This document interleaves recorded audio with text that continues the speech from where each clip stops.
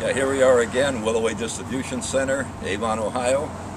We're standing in front of a batch of limelight hydrangeas, probably in my estimation one of the prettiest, one of the best.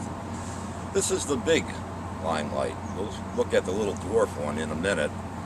This one gets up probably in that 6-8 foot mark, gets large whitish green flowers on it, and then turning to pink as late summer and fall come on. This is a beautiful, beautiful, beautiful plant, and very hardy.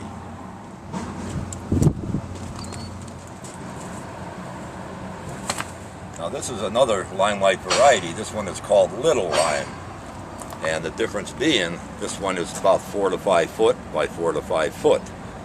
So it's a little shorter. This is nice for a smaller landscape. Same type of flower, very, very floriferous. And I'll tell you, it is a nice plant if you have a small space. Now I'd like to show you what our summer crop of holly are looking like. This is a plant that is called Willimer. It is a little way introduction. It's been around for a while. It's a little dwarf holly. Some of you may not be knowledgeable on the plant. Small, 3-4 foot by 3-4 foot. Nice as a very low hedge. It is a male selection, so it does not get the berry. But boy, it is a pretty plant. Smaller leaves, it'll grow in full sun, semi-shade. And we're now standing in another batch of hollies. This one is called Royal Family, another Willow-Way introduction. What it is a male plant and a female plant, Princess and Prince, in the same pot. Now the beauty of that is you really do not need a pollinator. This plant will pollinate itself. They get the full size of a holly, can be maintained. Very, very nice plant and kind of easy to grow. Yeah, this is a crop of Blue Maid holly in a 3-gallon size.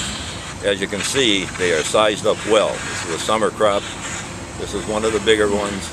In my estimation, again, I really, really like this holly. It's very attractive. It's not as spiky as Princess is. Just a beautiful, beautiful plant. Yeah, now we're standing by a batch of Little Princess Spirea. This is an oldie, but it is a goodie. Been around for a long time. Very, very controllable. Its height is somewhere 2-3 foot. Can be maintained lower just through trimming. Easy to trim. And one little thing about this, it's in bloom, coming into bloom right now. After the bloom, if you take and cut back the plant, taking all those brown seed pods off, this thing will come back in a few weeks, give you another bloom, and you can even push a third bloom going into fall. So just remember, when they're done blooming, cut them back. It'll grow in full sun, take a very light shade like all the spirea. Yeah, now we're standing next to a group of winterberry. It is a holly. This particular variety we're in front of is called Winter Red, which I think is probably one of the prettiest. What it does get a little white flower on it in the springtime. It's not that conspicuous. But in the summertime, and right now, they're just starting to form a red berry. And that red berry persists well into the wintertime. It is excellent for cutting for Christmas in arrangements, holds up very well, and it also persists into the winter, and the birds do love it. So it is a great bird plant.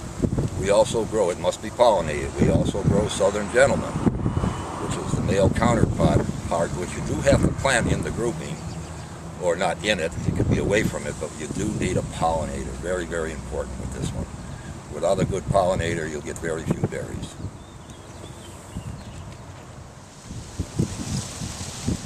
Yeah, now I'm standing next to a plant that not too many people know is even around anymore. I remember back in the 50s, 60s, 70s, 80s, Pyracantha was very, very popular. Unfortunately, the variety that we had back then was not too hardy, so it fell by the wayside. This is a new one called Yukon Belle. It is zone 4, which is on the other side of Lake Erie north. It is a semi-evergreen.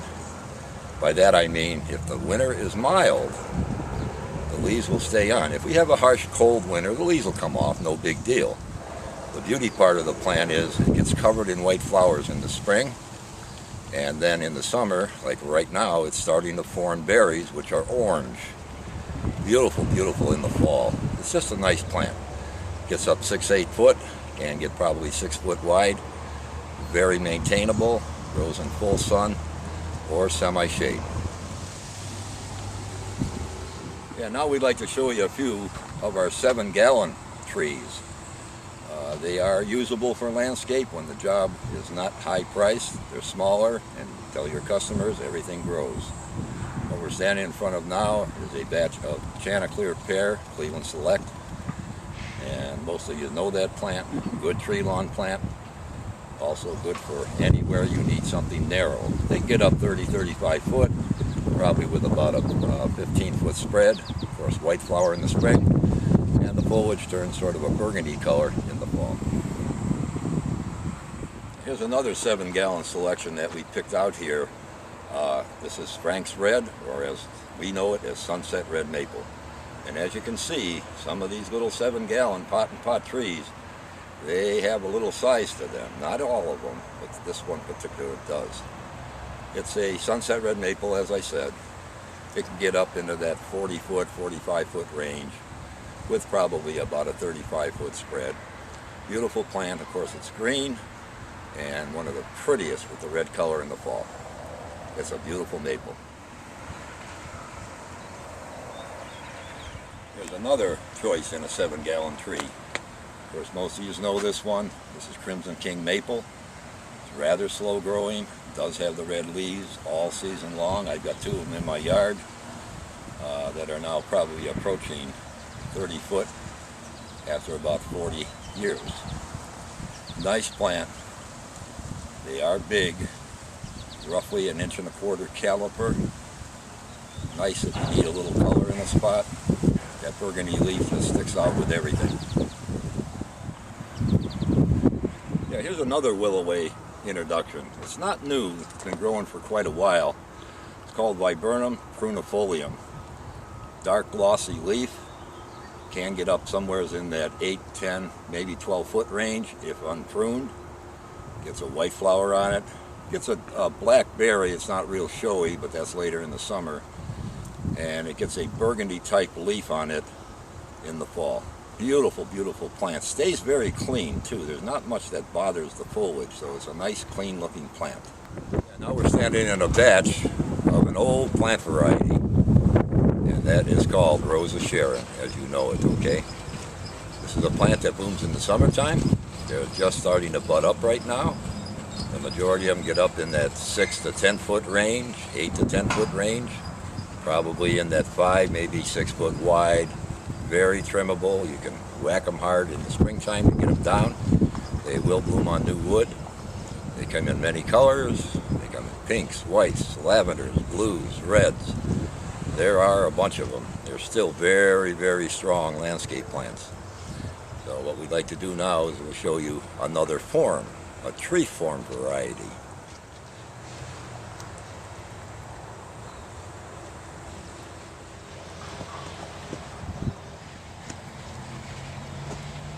Yeah, next week we're going to change the venue a little bit on this nursery tour.